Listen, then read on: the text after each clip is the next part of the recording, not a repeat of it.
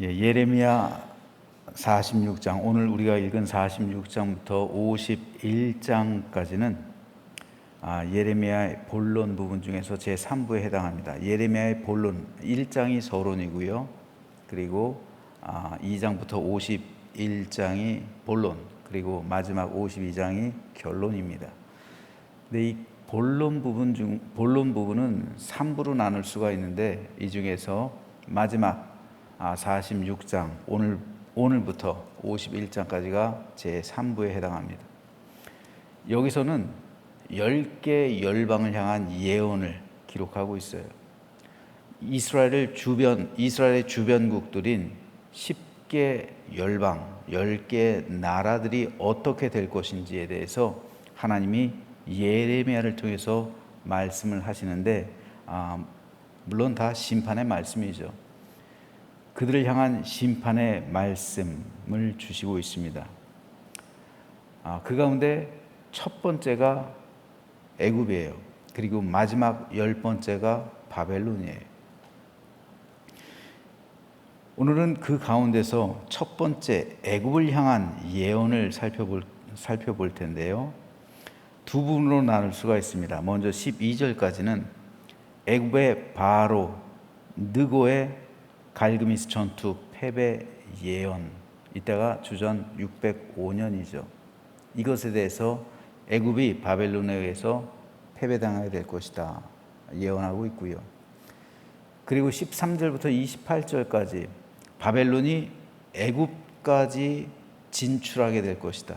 애굽을 정복하러 바벨론의 왕 느부갓네살이 애굽을 침범하게 될 것이다. 그리고 애굽은 그 군대, 바벨론 군대에 의해서 멸망하게 될 것이다. 함락되고 멸망하게 될 것이다를 예언하고 있습니다. 놀랍게도요, 갈그미스 전투가 패배하게 될 것이다. 605년인데 605년에 실제로 이 일이 일어나잖아요.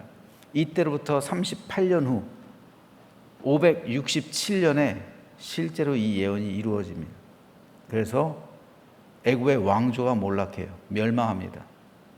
그리고 바벨론 군이 애굽을 멸망시키고 애굽을 정복해버려요.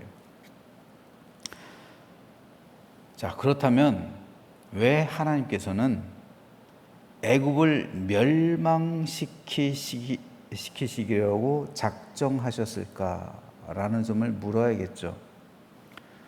왜 애굽은 멸망당해야만 하는가? 왜 하나님의 심판을 그들 역시 받아야만 하는가? 몇 가지 이유가 있습니다. 첫째로는 애굽은 대대로 야곱의 후손들, 즉 이스라엘 민족을 종으로 삼았던, 그리고 그들을 학대했던 나라예요. 두 번째로 이스라엘 민족이 의지했던 나라가 애굽이에요. 자꾸만 애굽을 그리워하고 애굽을 의지하잖아요. 지금 예레미야도 애굽을 의지하지 말라고 그러는데 자꾸만 애굽으로 도망가잖아요. 예레미야까지 끌고 가잖아요. 선민 이스라엘이 의지하는 대상이 애굽이에요.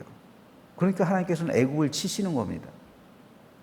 그리고 세 번째로는 애굽은 만신의 나라예요. 다시 말해서 다신론 국가인데 그 중에서도 태양신이 있죠.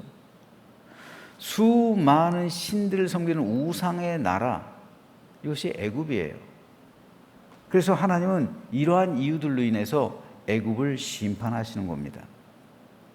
그리고 그 중심에 선민 이스라엘이 있는 거예요. 즉 하나님은 이스라엘과 관련된 주변 10개국을 심판하시는 거예요. 왜냐하면 누구도 이스라엘을 선대하지 않았어요. 이스라엘을 선대했던 나라가 있다면 하나님은 그들을 축복하실 겁니다. 그들에게 복을 주실 거예요. 너를 축복하는 자에겐 내가 복을 내려줄 것이고 너를 저주하는 자는 내가 심판할 것이다. 하나님의 말씀이죠. 왜냐하면 선민 이스라엘은 하나님의 종, 그리고 하나님의 백성이잖아요. 하나님의 아들이잖아요. 또 하나님의 신부잖아요. 그러므로 하나님의 신부, 또 하나님의 아들, 하나님의 종을 핍박하는, 그리고 그들을 학대하고 그들을 저주하는, 그들을 치는 주변의 10개국을 하나님은 심판하신데, 그 가운데 으뜸의 역할을 했던 제국이 애굽과 바벨론. 그래서 하나님은 애굽을 치시는 겁니다. 특별히 오늘 마지막 27절과 28절에 보면 이런 말씀이 기록되어 있어요. 내 종 야곱아 두려워하지 말라. 이스라엘아 놀라지 말라. 보라, 내가 너를 먼 곳에서 구원하며 네 자손을 포로된 땅에서 구원하리니 야곱이 돌아와서 평안하며 걱정 없이 살게 될 것이라. 그를 두렵게 할 자 없으리라. 여호와의 말씀이니라. 내 종 야곱아 내가 너와 함께 있나니 두려워하지 말라. 내가 너를 흩었던 그 나라들은 다 멸할지라도 너는 사라지지 아니하리라. 내가 너를 법도대로 징계할 것이요 결코 무죄한 자로 여기지 아니하시리라 하시니라. 여기서 하나님께서는 세 가지의 말씀을 선민 이스라엘에게 주시는 거예요. 첫 번째로 두려워하지 말고 놀라지 말라는 거예요. 왜냐하면 내가 너희들과 함께 할 것이기 때문이다 라는 것이죠. 너희가 비록 지금 징계를 당해서 바벨론으로 포로가 되어서 끌려갔고 너희 전 재산을 다 잃고 너희 기업이 뿌리째 뽑히고 그리고 너희 가정에 괴로움과 슬픔이 찾아오고 또 너희가 비록 애굽과 같은 곳으로 도망했다 할지라도 그 모든 삶 가운데 두려워하지 말라는 겁니다. 왜냐하면 내가 너와 함께 하기 때문이다 라는 것이죠. 하나님과 함께하는 곳은 그 어디나 찬송가에 있는 그 가사와 같이 하늘나라가 되는 줄 믿습니다. 여러분, 지옥이라 할지라도 그곳에 하나님이 함께 계시면 그곳이 천국이 되는 거예요. 그런데 천국이라 할지라도 그곳에 하나님이 없으면 지옥이 되는 거예요. 천국과 지옥의 그 기준, 하나님이 함께 하느냐, 하나님이 함께 하지 않느냐. 하나님이 함께하는 삶은 역경과 환난 가운데 있다 할지라도, 고통과 번민과 괴로움 속에 있다 할지라도 그곳은 천국이 되는 거예요. 하지만 하나님께서 함께하지 않는 곳은, 않는 가정은 아무리 풍요롭고 풍족하게 살아갔다 할지라도 그것은 지옥처럼 변하는 거예요. 하나님께서는 지금 포로가 될 너희들, 혹 전쟁으로 인해서 모든 것을 황폐하게 되고 모든 것을 빼앗겨 버리고 잃어버릴 너희들, 그들을 향해서 말씀하는 거예요. 너희가 그런 일을 당하게 될 것이다. 너희가 포로로 끌려가게 될 것이다. 너희가 애굽의 나그네로 살아가게 될 것이다. 애굽에서 너희가 여러 가지 고통과 역경과 수많은 재난을 당하게 될 것이다. 하지만 두려워하지 말라. 염려하지 말라. 내가 너희와 함께 할 것이다. 이 말씀은 오늘 우리에게도 여전히 중요합니다. 저와 여러분이 살아가는 삶의 인생길을 보면은 여러 가지 역경과 풍파를 만날 때가 있어요. 고난과 번민 속에 잠 못 이룰 때도 있습니다.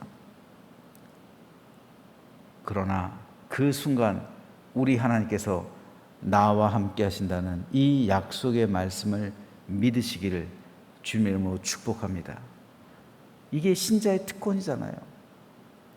신자가 죄를 짓고 징계를 받는다 할지라도, 하지만 내가 하나님의 아들인 이상, 내가 하나님의 딸인 이상, 하나님의 신부인 이상 하나님이 나와 함께 하신다는 것이죠.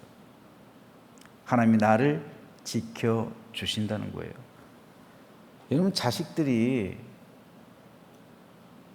이쁘기만 합니까? 자식을 키우다 보면 때로는 미울 때도 있고 때로는 징계할 때도 있죠.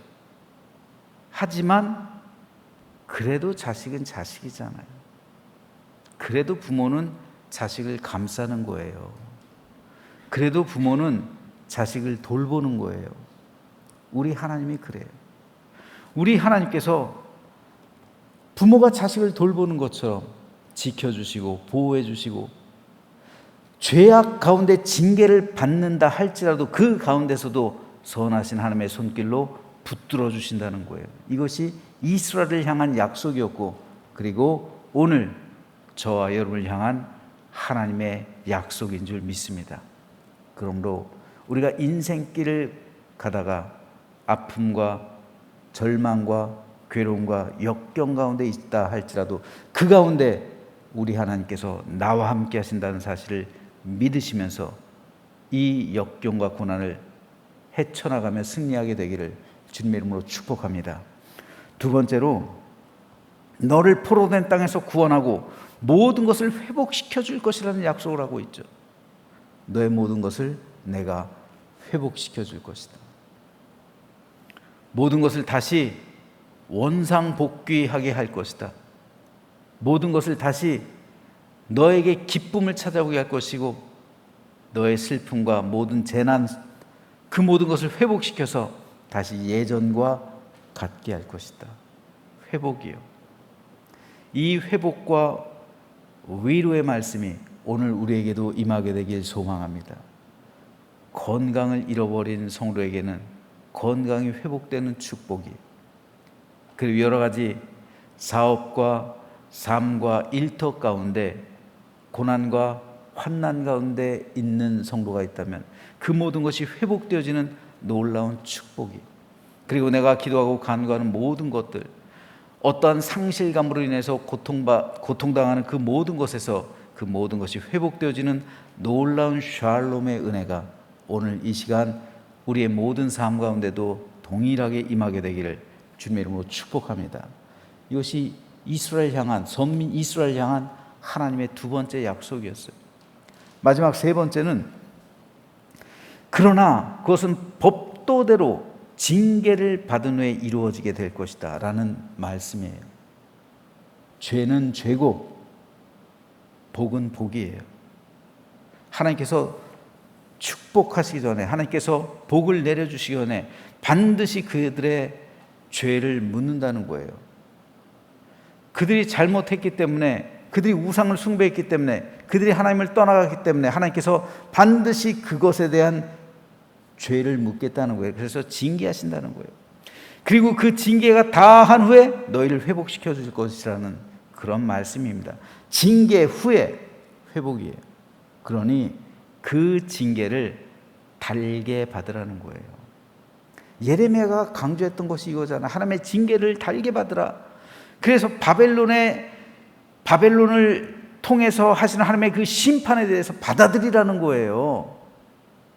예레미야가 부르짖었던 게 그거잖아. 하나님의 심판을 받아들여라. 하나님의 징계를 달게 받으라는 거잖아요. 그리고 최소하게, 그렇다면 너희 생명을 보존하게 될 것이다. 예루살렘 성도 보존되고 하나님의 성전도 무너지지 않을 것이다. 이것이 최상의 징벌이었단 말이에요. 하나님의. 그렇잖아요. 하나님께서 징계를 하시는데 바벨론을 받아들여라 그러면은 최소한의 징계예요. 그죠? 그래서 나라도 멸망하지 않고 하나님의 성전도, 예루살렘 성도, 너희 생명도, 너희 재산도 보호하게 될 것이다. 이것이 이스라엘 민족을 향한 하나님의 최선의 징계였다고요. 가장 약한 징계였어요. 근데 받아들이지 않잖아요. 그러니까 하나님께서 강한 징계로 이스라엘을 억지로, 강제로 무너뜨려 버리시는 거예요. 그러니까 더 큰 고난을 당하는 거죠, 이스라엘이요. 중요한 것은 징계 후의 회복인데, 이스라엘이 고집스럽게 예레미야를 통해 말씀하시는 하나님의 말씀을 거절함으로 인해서 더 강한 징계를 받았어요. 그래서 나라가 멸망하죠. 포로로 끌려가요. 이건 더 강한 징계예요. 하나님께서 계획하신 것은 원래 약한 징계예요. 약한 징계이기 때문에 그 나라와 민족이 보존돼요. 하나님의 성전도 무너지지 않아요. 그들의 재산도 잃지 않아요. 그들의 생명도 보존해요. 하지만 그들은 그걸 거부했기 때문에 이 모든 것을 잃어버리는 강한 징계로 나갔는데 그건 스스로 자기들이 선택한 결과예요. 어떻든 징계 후에 회복, 이것을 우린 잊지 말아야 합니다. 성도들이 잘못할 수 있죠. 목회자도 범죄할 수 있어요.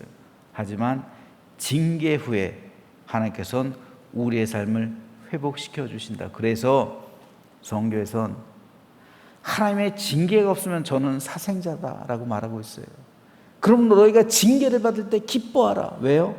내가 하나님의 자녀가 되었다는 증거이기 때문에요.